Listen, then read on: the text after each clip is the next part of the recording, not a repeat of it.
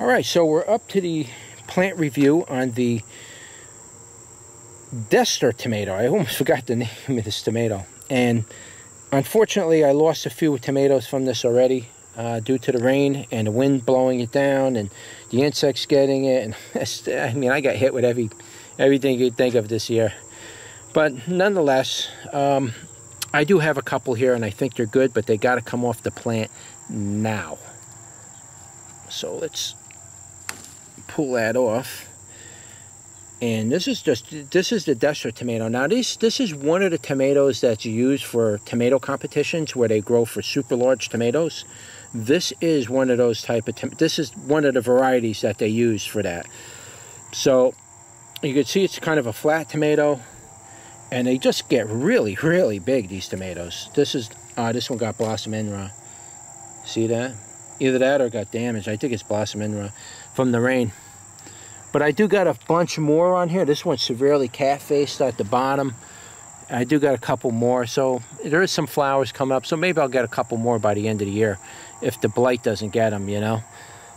I got to start spraying the flowers with hydrogen peroxide, so hopefully I can protect those flowers. But it's a regular leaf plant, and it's an indeterminate. I think it's indeterminate or determinate. I have to check that. I think it's indeterminate, but I might be wrong with that. So correct information will be in the description and title, so you'll be able to find it there. I just wanted to show you the plant and all its glory, and the flowers are dropping like crazy. All right, so I'll see you at the bench. All right, so here is the Dester tomato part of the review, and let's cut one of these in half. And this one's got a little damage on the bottom, so it may or may not be any good. Look at that beautiful tomato.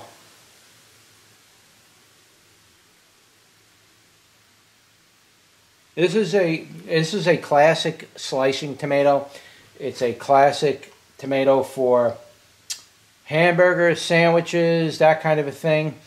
It's also known, a lot of people use this particular variety of tomato to grow massive tomatoes. It's known for growing very large tomatoes, 1 pound, 2 pound and up. I believe it's as much as 5 pound tomatoes you can get out of this. If the conditions are right, you can get very large tomatoes. So it is an indeterminate tomato. It's also a Solanum lycopersicum, and it is a regular leaf tomato. And it's an all-around wonderful tomato. I generally love this tomato. And I got a good one here to show you. This is a very healthy looking one, very meaty tomato. This one tomato right here is enough to fill your whole belly, one of these tomatoes. This is close to 1 pound, I'd have to say.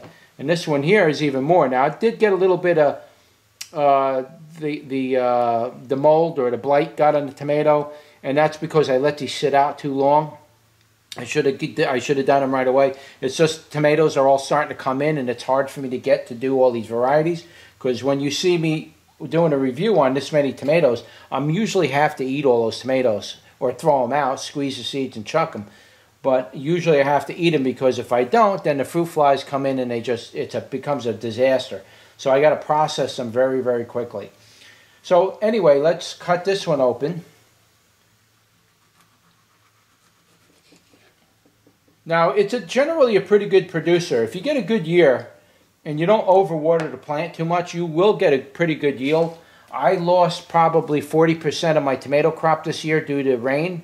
It just wiped out most of my tomatoes. It wiped the plants out. They basically got out blossom end rot, and they pretty much wiped everything out, almost everything. Wiped a lot of them out. So they are starting to produce some more tomatoes now at the end of the year. So I should get some more of these. But again, these kind of tomatoes, the bigger ones, once they get hit hard like that, they don't want to come back as good. And if they do, you're not going to get real big 1-2 pound tomatoes. So it's, you're just going to have to roll with the punches. So let's do a Brix test on this. Very juicy tomato right out the gate, I'll tell you that. A lot of moisture in this tomato.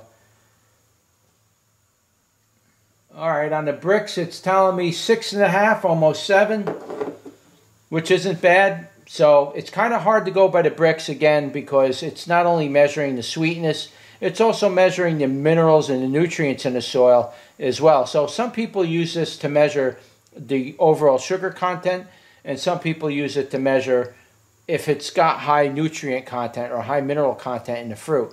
So a lot of people will use it just for that reason. They don't even care about sweetness. They're just reading the number.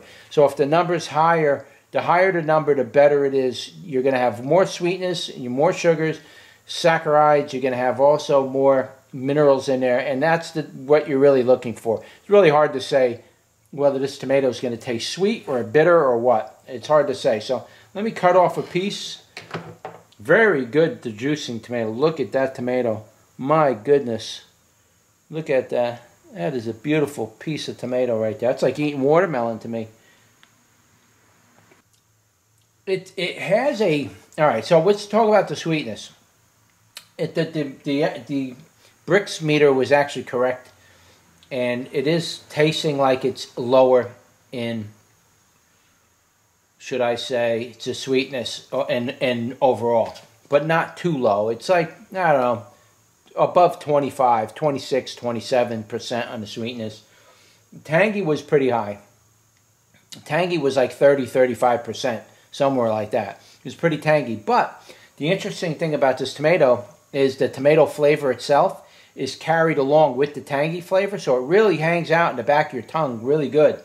I really like the effect of this tomato. I actually want to go in and take another bump on that. Very meaty tomato too. This tomato is all meat. Look at this. This is a sauce tomato if I ever seen one. It's all meat on the inside. There is seeds on the outside, but it's this is a sauce tomato. It's a tomato it's a tomato of tomatoes. This tomato is in high demand. A lot of people grow this tomato because of this reason. It's very meaty, and it goes really good on sandwiches and hamburgers. Great for that kind of a thing. Great in a salad. Let's try this piece, and then we'll give it a go. So the texture of it is a little bit on the chalky side. Not a big deal, but it was a little bit chalky. And I'm going to try this tomato here. It's got a very nice tomato flavor. It's got the kind of a tomato taste that would taste really good in tomato sauce. It's got the tomato sauce flavor. It's not overly sweet, but it's got a nice tomato flavor that carries along with that tangy flavor. And the tangy flavor is not overwhelming. This is a very, very good tomato for making sauces, salsas, that kind of stuff. That flavor would go along really good with that kind of dishes. So, and if you're trying to go to tomato for competition tomatoes, I did a video about tomato flowers, and just look that up. Go into my video page and then type in tomato flowers in the search, and it should pull that video up. And I talk about, if you're going to grow tomatoes for competition, and I talk a little bit about the tomato competition, you really got to apply that to this tomato. And, I'll do a video in the future on how to grow super large tomatoes. It takes a lot of dedication to do it. A lot of, there's a lot of variables, so you can't just grow one tomato plant and hope for that 5-pounder to come out of there. You might have to grow 10 and then do every one of them the same way and all the techniques and all that. And one of those should give you that nice 5-pounder. Yeah, you might end up with a 1 or 2-pounder here and there, or 3-pounder. But if you're going for competition grade tomatoes, you're going to have to do all that stuff. So you can look that up on my channel, on my main channel, and look it under the videos.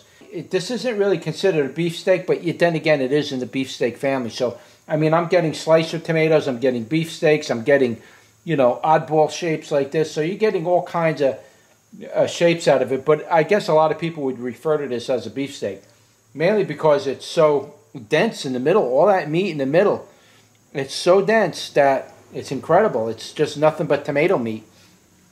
So, yeah, highly recommended tomato. Give this one a go. You can pick seeds up on my website. I should have them available. I got about another dozen tomatoes coming off of there, so I should have enough to be able to offer seeds to it. If not, it's not a rare tomato. You probably could find it somewhere else online if I'm not offering them this year. All right, so that was your tomato review for the Dester Tomato. Like, share, and subscribe, and I'll see you on the next one.